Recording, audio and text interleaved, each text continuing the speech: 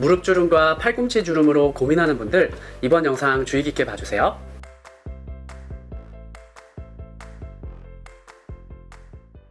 안녕하세요. 당신의 피부에 광이 나는 그날까지 피부과 전문의 닥터 피부광입니다. 여름이 되면서 반팔이나 반바지를 입고 싶은데 팔꿈치나 무릎 주름 때문에 반팔이나 반바지를 입기 고민되는 분들 있으시죠?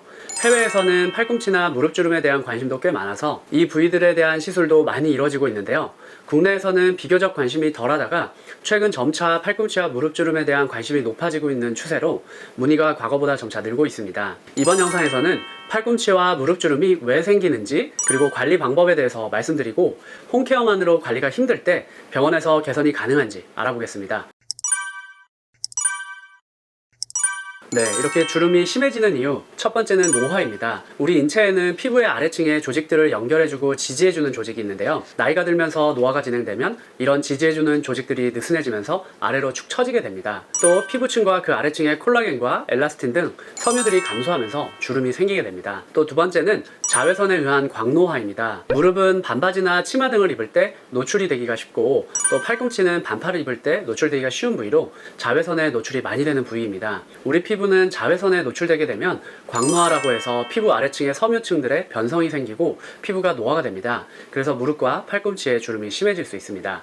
다음은 관절 운동인데요. 무릎과 팔꿈치는 워낙 관절 운동이 많이 일어나는 부위다 보니 접혔다 폈다 반복을 많이 하게 되고, 이런 관절 운동이 무릎과 팔꿈치 주름 발생에 기여하게 됩니다. 다음은 체중 변화입니다. 살이 쪘다가 빠지는 경우 피부는 많이 늘어나게 됐는데 다시 빠지게 되면 속에 있는 연부 조직의 부피가 줄어들게 되면서 겉에 있는 피부가 남으면서 역시 또 처지고 주름이 많이 생기게 됩니다. 다음은 피부의 건조인데요. 무릎과 팔꿈치는 피지 분비가 많지 않은 부위이다 보니 건조해지기 쉬운 부위로 피부가 건조해지면 아무래도 주름이 잘 생길 수 있습니다.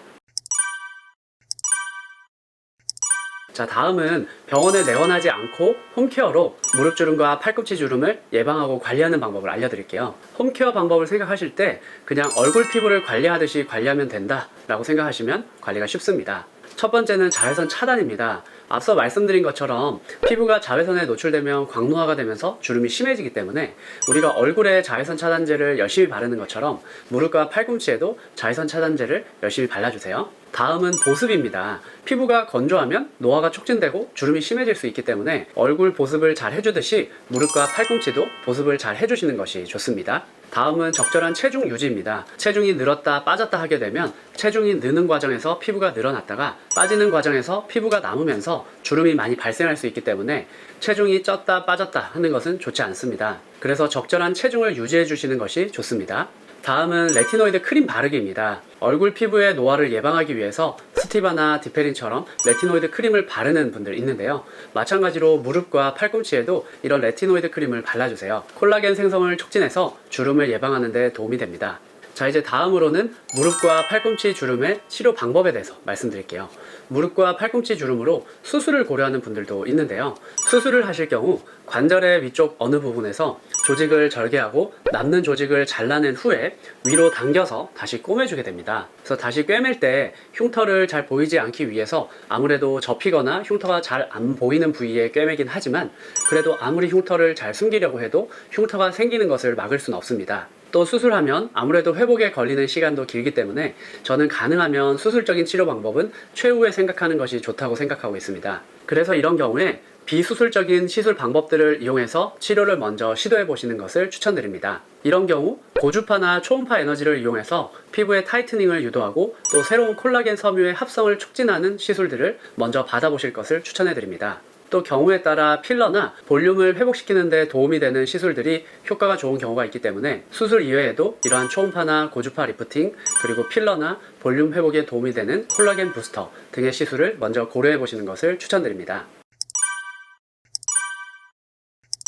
여름에 반팔이나 반바지를 입으면 무릎이나 팔꿈치 주름으로 나이가 들어 보일 수가 있기 때문에 무릎과 팔꿈치 주름도 얼굴처럼 잘 관리하시기 바랍니다. 무릎과 팔꿈치 주름과 같은 바디 주름도 해외에서는 관심이 많고 십수년 전부터 다양한 비수술적 치료가 많이 시행되는 부위이기 때문에 홈케어로 부족함을 느끼시는 경우 병원에 내원하셔서 도움이 되는 시술도 고려해 보시기 바랍니다. 이상 당신의 피부에 광이 나는 그날까지 피부과 전문의 닥터 피부광이었습니다. 이번 영상이 도움이 되셨다면 구독, 좋아요, 알림 설정 부탁드립니다.